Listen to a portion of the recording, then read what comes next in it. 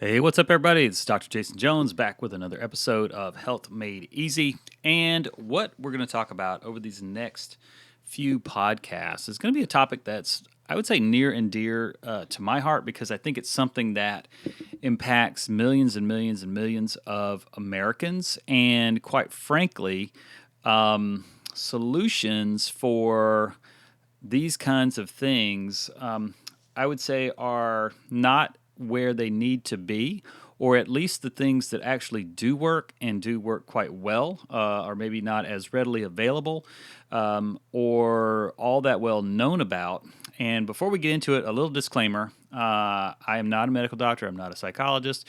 I'm not a psychotherapist. I'm not any of those kinds of things. But it doesn't mean that I don't have something to say about what you can do to help yourself. Because ultimately, your health is your responsibility.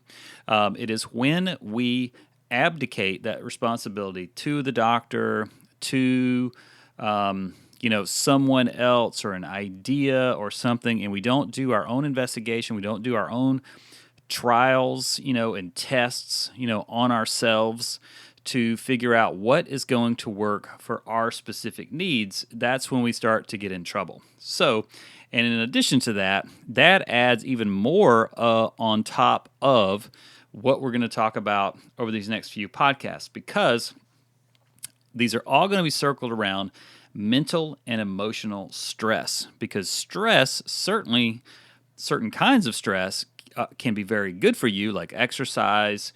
As we know, that is a good stressor. Things like deep breathing, that's a good stressor for us because it helps to lower the stress on the system. However, in today's fast-paced world, we are overwhelmed with like mental and emotional stress. You got to think about things like managing your finances, watching over your kids, get busy at work. We got to cope with challenging and difficult relationships. And stress is everywhere, and you're not alone. It's actually okay if it's not too much, but when stress becomes chronic, it can wear you down and affect you both mentally, emotionally, and physically, and then we end up experiencing things like agitation, frustration, moodiness, difficulty relaxing and quieting our minds down, feeling bad about ourselves, maybe feeling worthless, lonely, depressed, feeling like you're losing control or you need to take back control of your life. We end up avoiding other people.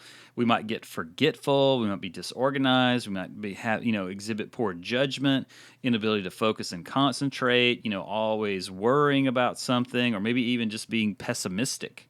But when you get stressed, always, like many of us in today's busy world, your body tends to get into this heightened state of stress all the time that can trigger serious health problems. And apart from mental and emotional consequences, stress can disrupt, nearly every system of your body. It can upset your digestive system, your reproductive system. It can suppress your immune system. It can increase your heart rate and increase your likelihood of things like heart attacks and strokes.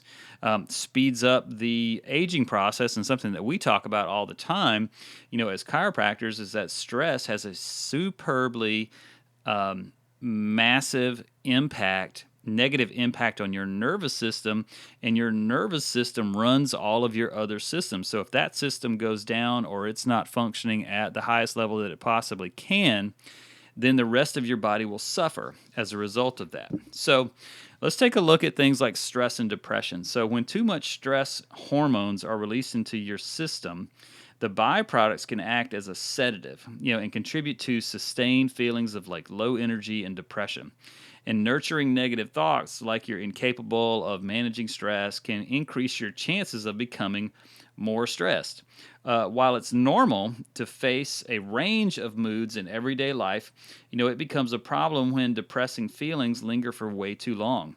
It begins to interfere with your daily activities, your ability to enjoy successful interpersonal relationships. And when depression persists for too long, it can become a major thing, and you can notice symptoms of things like self hate, self loathing, inability to concentrate, guilt, restlessness and hopelessness. And you can also face depression as a result of things like suicidal thinking and actions. And we've seen a ton of that over the last year, with the lockdowns and, the stay-at-home orders and people not being able to go to work and not be able to earn a living, and this just makes you more and more vulnerable, to developing other mental disorders. And then we look at things like stress and anxiety, because being stressed may also lead to some outward signs of anxiety, such as, tapping your feet, fidgeting, biting your nails, biting your lip. And when stress hormones are activated for too long, it can contribute to severe feelings such as, nausea, racing heartbeat all the time, sweaty palms. And anxiety that persists for too long can cause you to worry too much about upcoming events or situations, that can lead to ultimately avoidance of those things. And then, we have stress and worry. It's like when your mind constantly is dwelling on negative thoughts and uncertain issues, you tend to become stressed out. And for example, worrying about being able to pay your rent or perform poorly on an exam, tends to stimulate your brain to think of a solution. But when you get stuck thinking about the problem all the time, you become deeply stressed, and the worry stops being functional. Because we're all going to have worry to some degree, but then our brain goes into, okay, how do we fix this?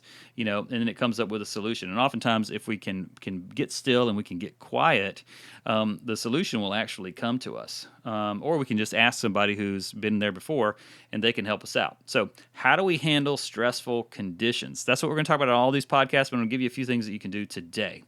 For you to improve the ability to handle stress and protect your mental and emotional health, you have to become more resilient. You have to become more adaptable. Okay, so getting moving and improving your activity level will actually do this. Connecting with other people, which has been a huge problem with these lockdowns and stay-at-home orders and don't go to work and all this type of stuff. We need connection with other people. And then as a result of all those other things, people have not been eating a healthy diet, which also helps. It has affected our ability to learn how to relax. And then all of those things add up, and then you end up not being able to rest or get adequate rest as well. So always remember that stress is a part of life. It's always going to be there. I tell my patients all the time, listen, life, stress, and gravity, never going to give up on you. But what matters is how you handle it, how your body becomes more adaptable and more resilient over time. You got to know your stress symptoms, and know what you need to do about them. So I hope this helped you out as a good sort of precursor to what we're going to talk about this month. And I appreciate you guys so much for listening to the podcast. If you have not gone on to iTunes or whatever podcast player that you listen to this on and given us a rating and review, I mean, we would love 5 stars, but we really want to know what your real feedback is, and any kind of question that you have or anything you'd like us to cover on this podcast, you can just drop that in there. We just appreciate it so much. It just allows us to be able to keep doing this and getting this information out there to you. So appreciate you so much. You guys have a great day, and we'll see you on the next one.